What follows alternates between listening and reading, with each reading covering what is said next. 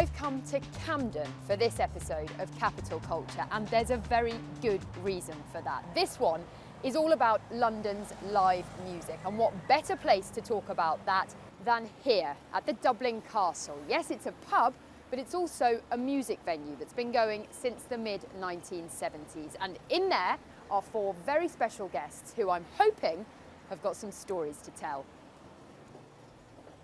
So once you're in the pub, you come all the way through to the back, through some double doors, and this is where you find yourself. And I'm very happy to say that with me, I've got Björn Ågren, the guitarist from Razorlight. I've got the singer-songwriter Raye. I've got Johnston from the band Skinny Living, and I've got Tony Gleed, who runs the venue here at the Dublin Castle, and you have done for 24 years. 24 years, it's a long time. There's a lot of history here, isn't there, Tony? There's a hell of a lot of history here. Which bands have you had playing here over the years? Everybody, from Blur to Supergrass. Muse got signed in here in 1998. Got signed in here? Yeah, wow. yeah. The Libertines, obviously, very much associated with the venue, but Madness is the band that everybody thinks, oh yeah, the Dublin Castle, because they did kind of set the stall out here and paved the way for Britpop and everything else that happened, really. And a band called Razorlight, I think, have played here a few times. Oh, yeah. At least twice. At least twice, probably three. Oh, yeah, easily. You probably guested with a load of other bands as well, you know. Oh, yeah. Here comes Björn, and everybody, like, the crowd parted. The brilliant Björn. See, this is like, if you're not in a band, this is what you imagine it's. Well, there are those nights when there's 5 people and a dog, of course, but not when you were playing.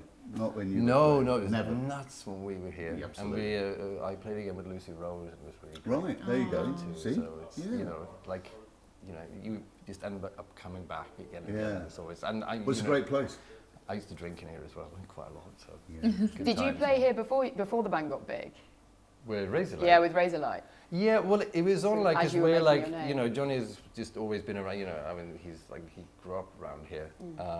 So we were always kind of on the Camden circuit, and it was basically like here and the Barfly were the two main places we played. Yeah, and the Falcon, that was probably before your time.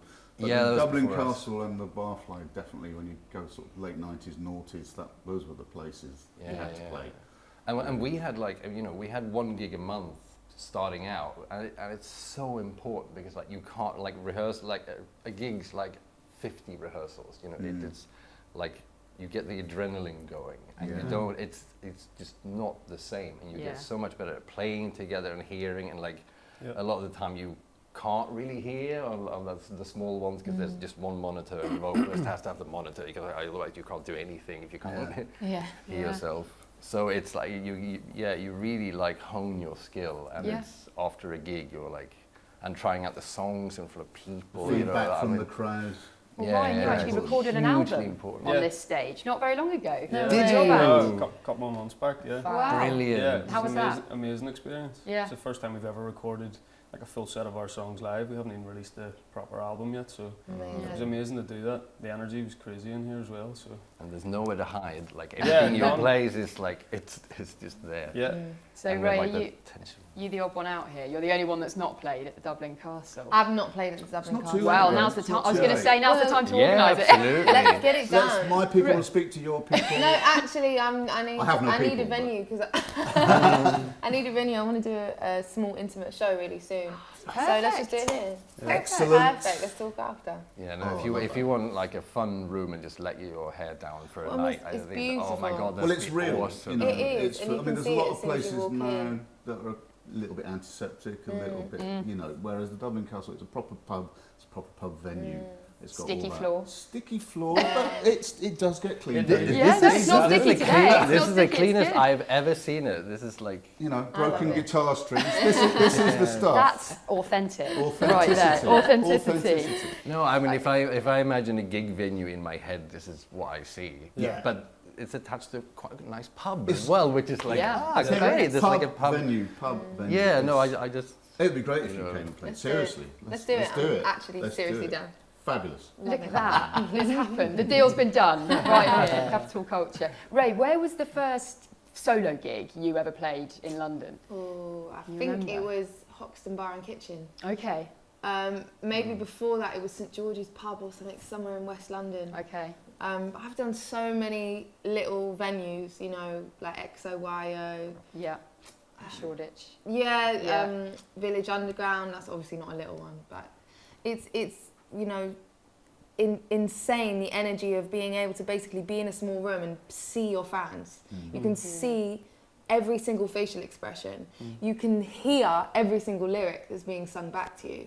The energy and the aura, and like you said, like there's nothing to hide. You know, you're not, when I'm doing these big shows and there's, you know, the first person who's closest to me is like 5 meters away, you know, there's no real interaction. So there's the beauty of playing at venues like this, is that intimacy, that raw, you know, connection that you can have. You can't replace it, man. You can't.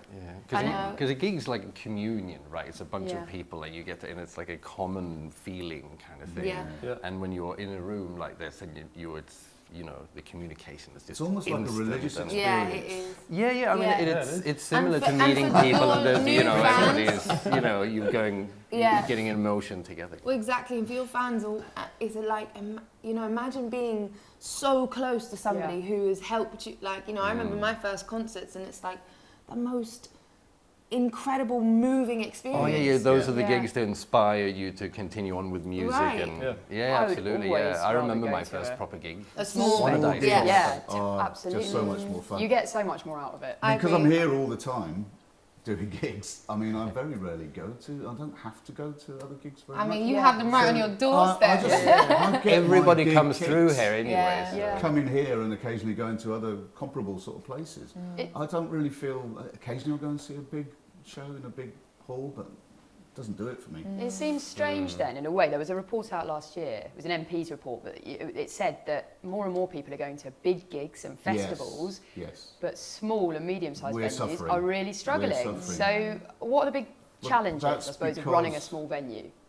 Well, there's many challenges. I mean, there's been a lot of factors involved in footfall and audience levels dropping. I mean, people have got less money. You can take this right back to the financial crash of, 10, 12 years ago. I think that was a big change then. It also coincided with the smoking ban. These two things kind of coalesced. Yeah. And I think I see immediately it made an impact. And still to this day, people have got less money compared to the 90s and the early noughties, mid-noughties even. So people are gigging less, drinking less as well.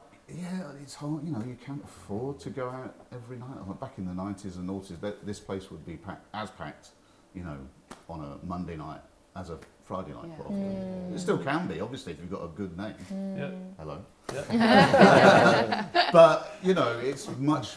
The challenges are really great. So you're across the board. So you're getting squeezed on income, and meanwhile, like the rent's going up, And and then business rates going up as well. Well, business rates, I mean, that's not my area of expertise, obviously, but I do know they're approaching £1,000 a week. Wow. So it's a lot of money for the pub to find. Yeah. And then you've got the beer taxes and, you know, all the different... Oh, You've got to have security now, which you didn't used to have. So that's another huge investment.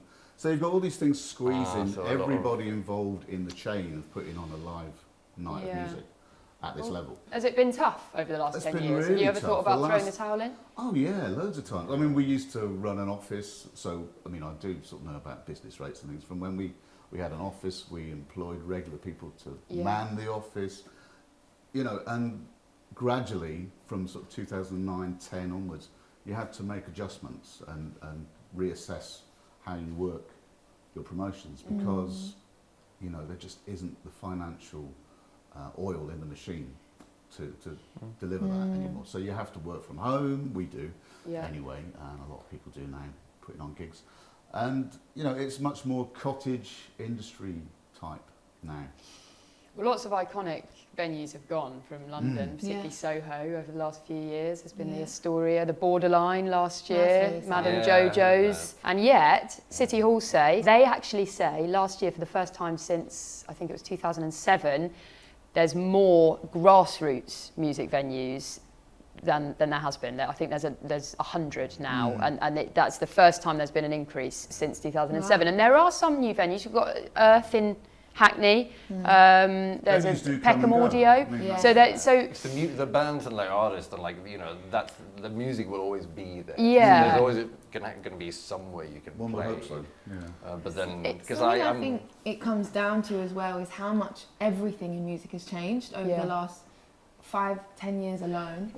you're right, it's changing. I It suppose is. that's the thing. Yeah. And you have to imagine from an artist's perspective, like, you know, fans used to not be able to access you via social media. They used to basically, your live show was your fans' chance to see you, to know what you're doing, what you look like, what your hair's going to be like, what songs are you going to sing. Like now, every day, everything is so immediate. You used to go and buy something physical and put it in your CD player. You would take time to appreciate things more, and that patience and appreciation is gone because everything is not gone, but it's lessened, you know, Because which is everything's why immediate, exactly. So it's like, why would I come to a show when I can just, you know, That's see the- what she's up to every day and Yes. just stream it, and That's maybe the my friend can cultural- FaceTime or Yeah. There's I a don't cultural know. change as well as an economic, big cultural change. social change. Yeah. People Yeah. resent paying a small amount of money to come in to see on spec to see small unknown bands, whereas they'll pay silly money to go and tick a box to see To go a and name see, artist. 100%. They'll buy the T-shirt, they'll buy other memorabilia and you know merch. Yeah. And spend like 200 quid or something, but Yeah. they won't spend a £5 or 7 quid or whatever it is. You know, people do turn up on the door and they try to walk in. Oh, excuse me, you have to pay to come in. What? And it's like you've just attacked them with an axe or Yeah. something. They get really Everyone offended. feels so entitled now. I think it's just the mentality of everything is, Entitlement, yes. I want to see this right, I'm It's going to do sad, it. And really. it is, it's the lack of... And how much, as artists, has social media changed kind of the way you approach things? Because I suppose you have to put a lot of energy into your social media presence rather than just your stage presence. I can't even tell you. Really? It's like, how are we going to have idols and icons anymore when you can just see, you can just have complete access to someone whenever you want? There was something incredible about, you know, growing up and being like, oh my God, you know, you'd wake up, play your favourite artist. I'd play Alicia Keys and be like, I wonder what she's doing right now. Like, you know, what's going on? Like, it, you know, and that, we're all becoming celebrities now opposed to like icons.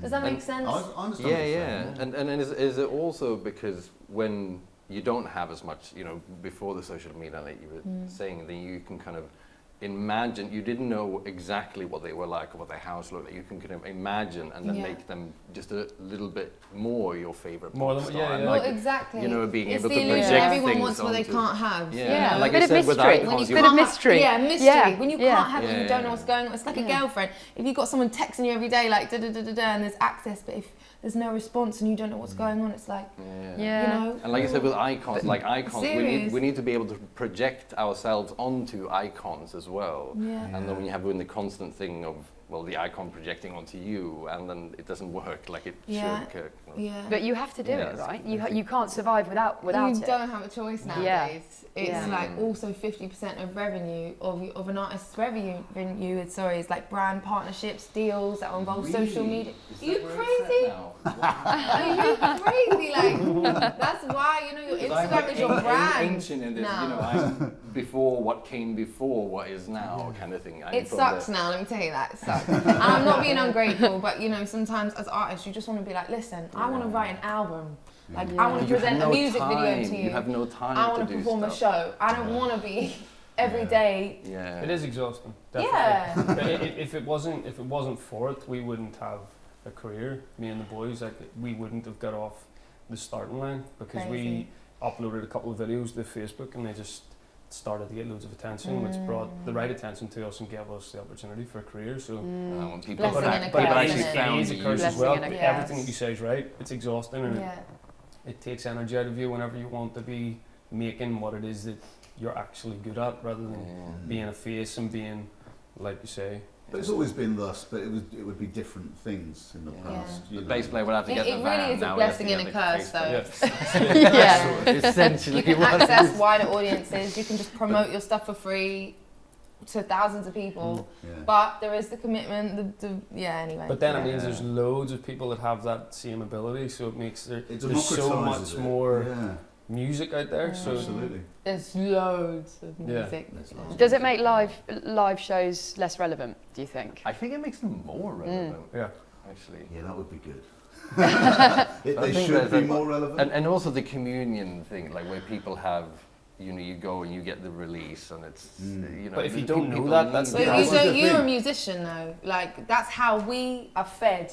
Is going to see live music feeds us because that's our brain. But I imagine kids like scrolling down thingy, just watching a 15-20 second clip of someone performing here, and they're like, okay, cool, I've seen it. Yeah. Oh, you You know reckon what I mean? they'll get bored Next. after? Yeah. and they don't want to definitely. come out, so they Ah, never get the interesting. opportunity to have that experience where they want to come Yeah. back again. Yeah. Maybe But the that's smart kids are going to switch onto it, aren't they? 100%. And that's Yeah, what there's you're still- tapping yeah. into. That's Yeah. what you're yeah, tapping yeah, into. still a There'll lot. always Yeah. be some kids who'll be into it because it's Exactly. a great. So we've Like got- vinyl we've got sales to work have on increased. that. It may You well know be what I mean? less. This is really People, interesting stuff. some people do We've got to want. appeal to those Yeah, kids definitely. and make it culturally important Yeah. again. Yeah.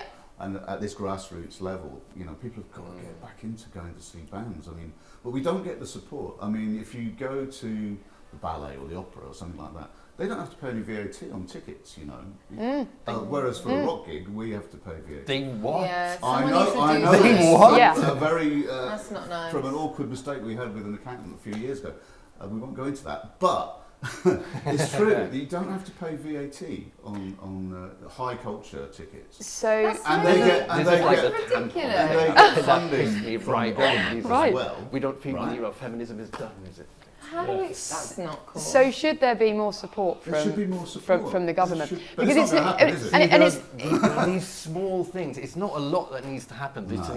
just to help Because it's you so along a in- little bit until the economy. in Berlin, There's for not a lot example, you because need. it's not just venues and clubs, nightclubs as well. In Berlin, for example, techno clubs are given cultural status. Now That's we're a what long we way need. off that happening here. This is the That- birthplace of yes. Britpop. This is Yeah. where madness. You know, we should have some support Yeah. Yeah, because we're definitely. struggling. You know, everyone's struggling.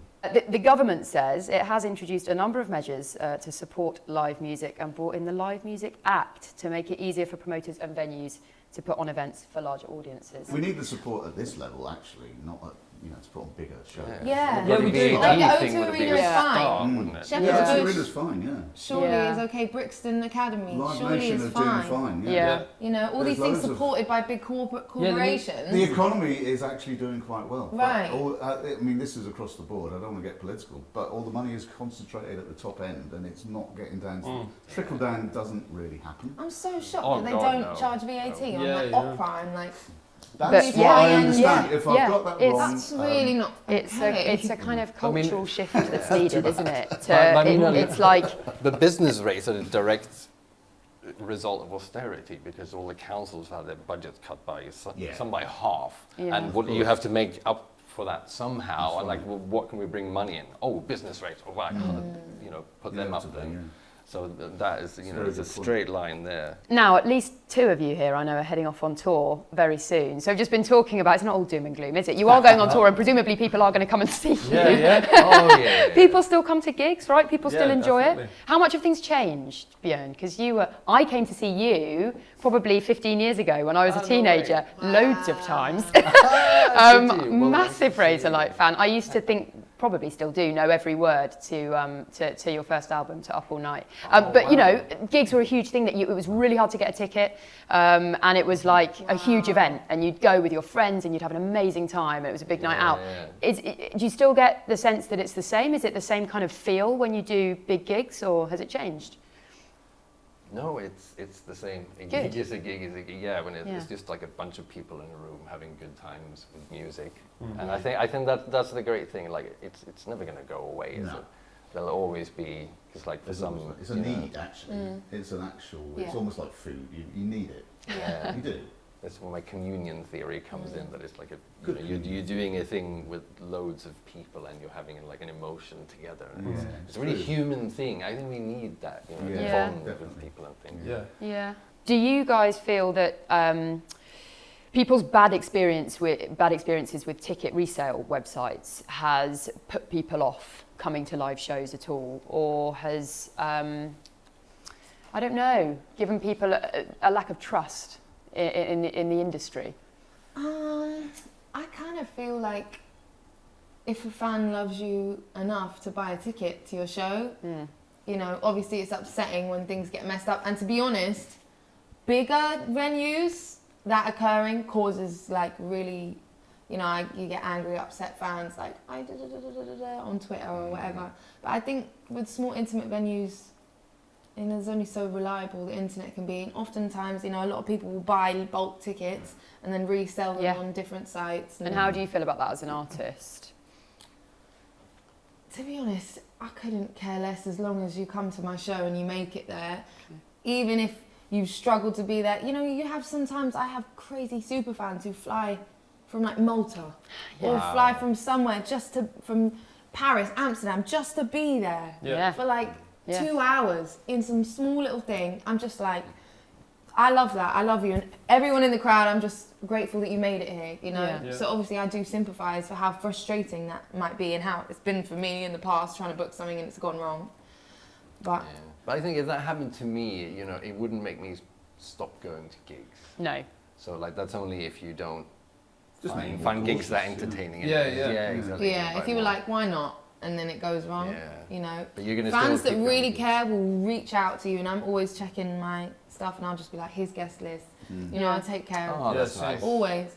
So Björn, if touts were buying up large quantities of Razorlight tickets and selling them on at high prices, I mean, it's basically that? like good old scalpers hypercharged by the internet, and it's like, you know, you never want to give.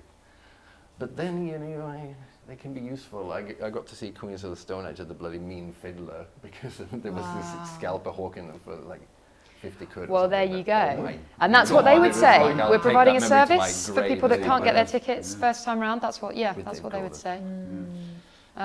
What about ticket prices in general? Because I think that's something people get quite upset about as well. Certainly to go to sort of medium-sized and big venues now, it can be really expensive. Really high, How much of a say do you guys have in ticket prices and all that side of things? Not much.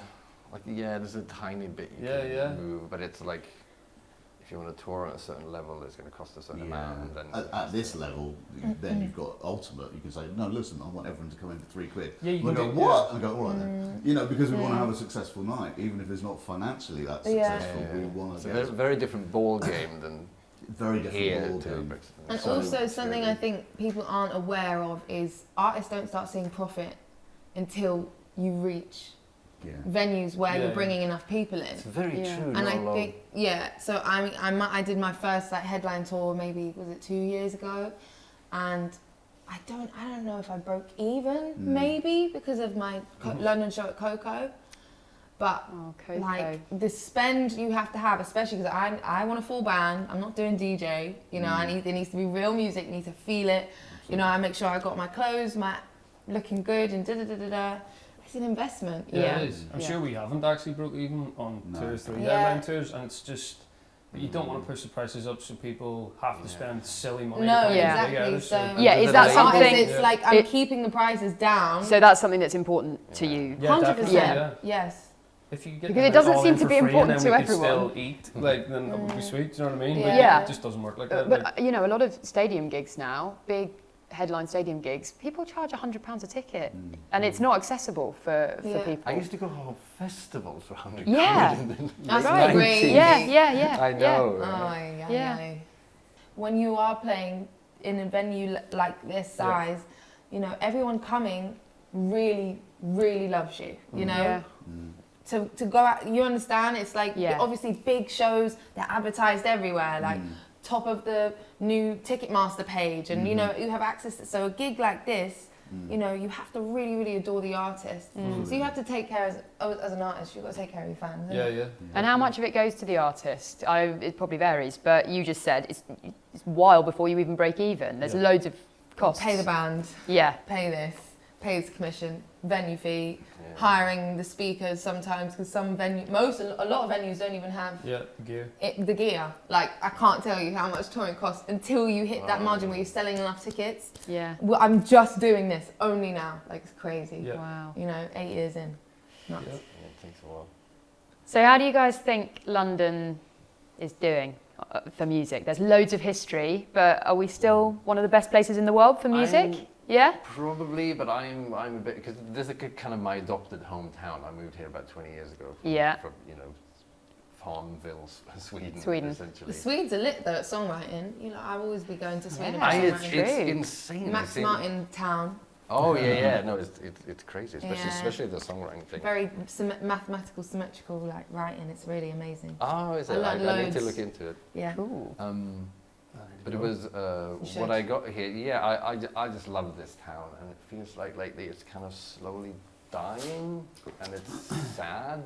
Because like for a town to be alive, you need people who need like cheap rents and warehouses and stuff. Yeah. Like the people who create the art, the people who are in the bands, like that kind Well, of. gentrification is definitely a key Gentrification. word. Yeah, totally. Because like those people, I mean, that's why Shoreditch happened, because it was cheap warehouse space. was So lots of cool peripheral people. then. Yeah. Whereas Lots now of the cool people periphery moved there. They is- built up the whole thing, and it's you know, Forest you Gate. need Yeah, to yeah. rent somewhere for a place to happen. Yeah. Crazy. And you It's can just see all like moving not everybody's this. moving out of the sticks. You can't rehearse anywhere because it's too expensive, and there's nowhere to do it anyways. It's, And 'cause also, it's a cafe instead. Yeah, none of the people that So- live there want to hear you rehearsing or playing Yeah. because they all live so in. like London's slowly flats with dying. There's thin less walls. noise. Okay, Yeah. yeah. Yeah, there's that whole cliche. Becoming I'm more worried, controlled, you know. yeah. The whole more- cliche Yeah. of the neighbour moving Gentrifying. in and the venue and the noise. There's a prep and- in Brixton, like what is going But it's- on, it's you know? pretty- Yeah, it's there's one on Kingsland Road now Like as it's just well. nuts. Yeah. Everything, all big corporations are buying out the little. Property developers. So sad, isn't it? Yeah. So that's a pretty pessimistic assessment.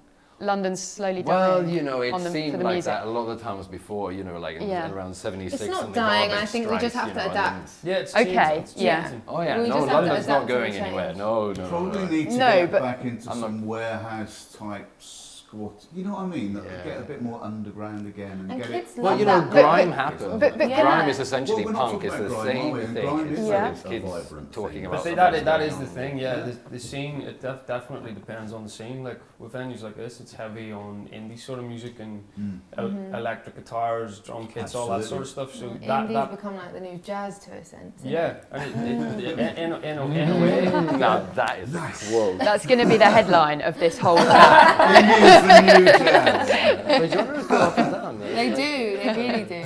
Totally. but that's what it We is. need I to think band that's together, really like, get heavily all of part of them. it. The urban Yeah. scene's definitely like leading But everything at that's the minute. not an alcohol. I mean, because you've got to remember that this is a pub venue, and the urban scene, there's not really a drinking culture. Mhm. No. And guitars mean beers. Yeah, they do. You're yeah. right. Yeah. It's interesting how much is about the front Yeah. end of the gig, isn't it? It's so Whereas- important, isn't it? And hip hop, Express yourself on a R&B, mic Yeah, it's more. It's, means something else. So, you know, it's sort of, there is that disconnect. So is there hope This will be here at the Dublin There's Castle? always an hope. R-rated. I mean, Yeah. Jesus Christ, I've been in-house promotions here, me and Jim, my partner in Bugbear, for 24 years. It's a Wow. very, very long time. Probably because we just can't think of anything better to do. But no, it's fantastic. I mean, What it's- better could you do? Exactly. What, I mean, It's a great life. Best I job mean, in the world. Okay, it's not the most financially rewarding way to conduct yourself, but it's fantastic. No, you that's come see living. amazing Yeah. bands. what you've done is living. Amazing. That's fire. I must get all my 24 memories. years. That's crazy. And community. Oh, yeah. Crazy. so do you guys Community feel? service, Do you guys feel proud to be part of the Oh, definitely. music scene in London? Yeah. Yeah, hell yeah. Oh, there you Great go. offering, That's isn't a bit more optimistic. And We'll I'm a make sure it transplant, doesn't you know, die, I Gleed. just It will not die. drop myself in. Believe there. me. Yes, Believe. yes. Right, Still we glass half full mentality. we have totally run out of time. But one last question to all of you, which has actually just popped into my head. Best London gig you've ever been to? Oh, it's going to have to be Queens of the Stone Age with Dave Grohl at Mean Fiddler. At Mean Fiddler. I can't think. I was in the second row. The third album hadn't come out yet. Songs for the Deaf hadn't come out yet. And it was like, yeah, they all walked on and started playing just like a chuggy guitar riff and like no drummer. And everybody just started screaming, Dave, Dave, Dave. And then he just walks on and then... He is the best. Wow. What about you, Ray? It's a tricky one, eh? Oh, it's really tricky. Do you know what?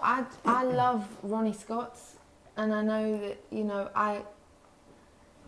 I'll go and have a drink and people will jump on and off the mic. Jazz singers I love, personal friends of mine, musicians that I love. It's like a community. Yeah. And honestly, it's my favourite live experience. I love jazz music. I love the freedom of it. Yeah. And it's so, if anybody loves jazz, please, or even if you don't, just go and see it. It's so beautiful. That'd be my Good favourite. answer. Cool. Ryan? I went to see Celeste recently in O'Meara. It was an amazing Oh, experience. O'Meara. Is it good? Yeah, Great yeah. venue. Really good. We She's played in there. amazing. Yeah, but she is. Yeah, yeah. And the band were great as well.